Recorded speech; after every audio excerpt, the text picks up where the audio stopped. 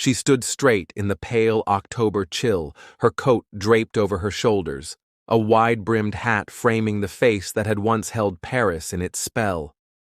At dawn, inside a quiet courtyard outside Paris, the most famous woman in Europe prepared to die, not as the celebrated dancer Mata Hari, but as a condemned spy whose guilt would be argued long after the rifles cooled.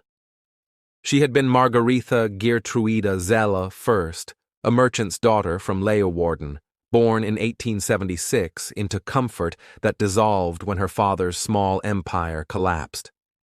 The fall scattered the family and hardened the girl who had loved ribbons. A short stint at a teacher's college ended in gossip and removal. The door to a safe life shut without ceremony. At 19, she caught another door before it closed, marriage to a Dutch colonial officer, Rudolph MacLeod, and sailed to the East Indies. Their marriage curdled into jealousy and violence. One child died in infancy, another survived.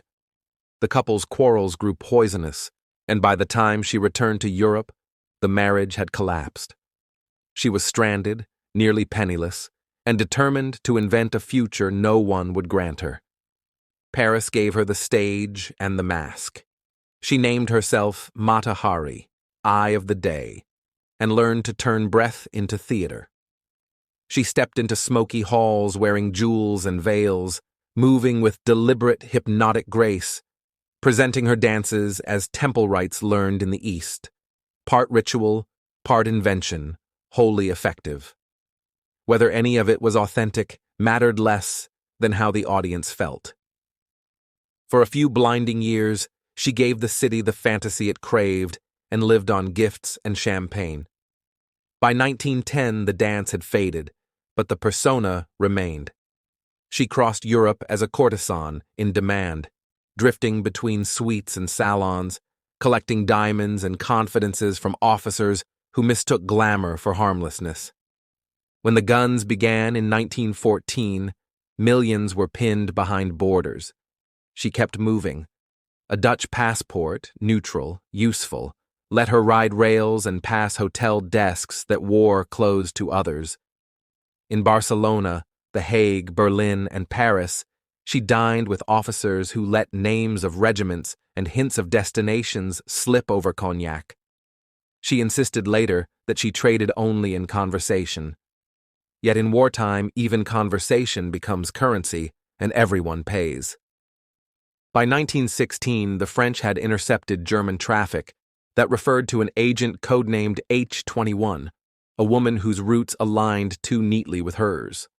Whether German handlers deliberately used her fame as chaff, in codes they knew would be read remains plausible, services have long salted their messages with misleading glitter.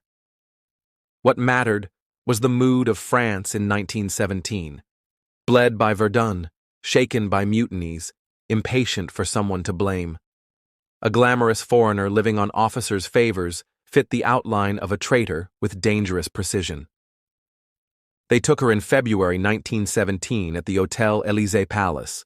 The knock, the corridor filling with men, the quick inventory of furs, letters, pearls, photographs, and telegram stubs. Then the transfer to Saint-Lazare prison, where the Star of Paris paced a narrow cell that smelled of damp stone and boiled cabbage.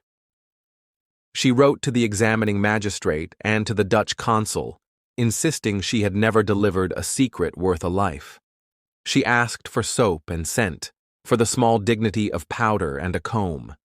She learned the timetable of the prison by sound, keys, pails, the cart that rattled past the door.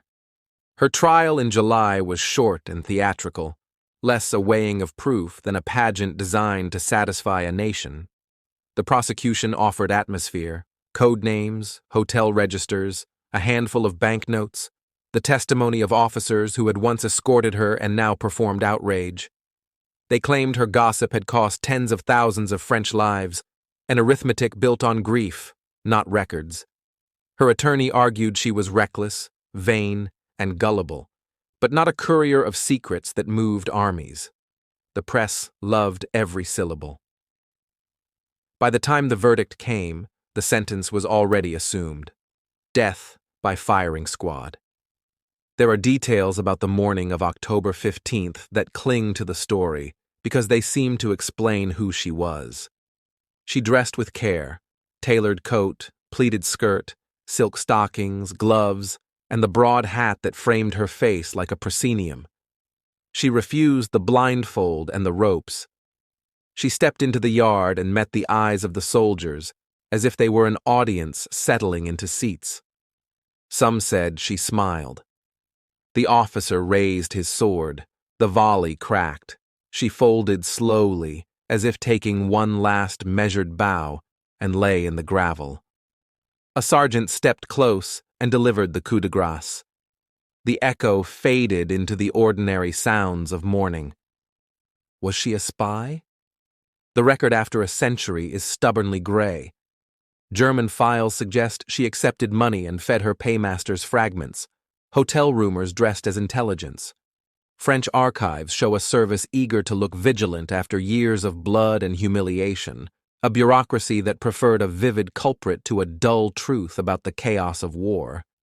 She likely believed she could skim from both sides without consequence, selling access and the suggestion of secrets the way she once sold the suggestion of sacred dance. That is not the same as innocence, but it is far from mastery. The more revealing truth is about the world that judged her. France in 1917 needed a symbol, a single body to stand in for the mess of its war. She was foreign, sexual, extravagant, and famous, qualities that, in peace, drew crowds and, in war, drew blame.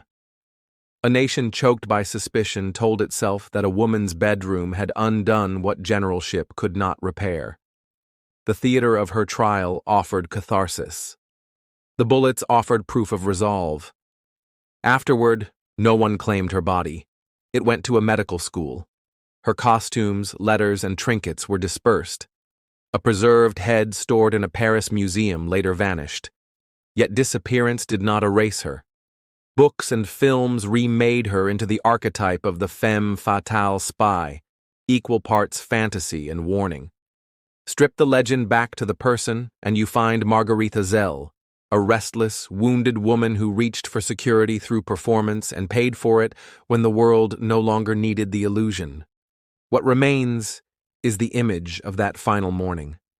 A figure refusing the blindfold, insisting on the right to face what came. Guilty or not, she died in command of her posture, if nothing else. People still argue about Mata Hari not because of what she knew, but because of what she represented, the power and danger to men at war of a woman who had dared to author herself. In that season, the state wrote a different ending and called it justice. Walk back, for a moment, into the quiet after the shots. The rifles cool in the air. The soldiers shift, unsure where to look. Somewhere in the prison, a bell rings and a cart rattles on stone. Paris, beyond the wall, is already awake. Cafes opening, headlines being inked, the machinery of a city grinding forward as if dawn were ordinary. On the ground in the yard lies the end of a life that was anything but ordinary. A Dutch girl who invented a name, danced herself into myth, drifted into rooms where decisions were whispered, and then met the state's need for a lesson. Guilty or not, she remains a lesson in how war devours more than soldiers. It eats nuance. It eats patience. It eats the difference between rumor and proof. It takes a living person and turns her into a parable, and then it fires until the parable stops moving. That is why the arguments keep returning, and why the name Mata Hari still draws a crowd. She did not command battalions or break ciphers. She commanded attention. When the rifles spoke, they closed not only a case, but a chapter that Paris had helped write and could not stop reading. Thank you for listening to Last Post History. Subscribe for more true stories from the world at war.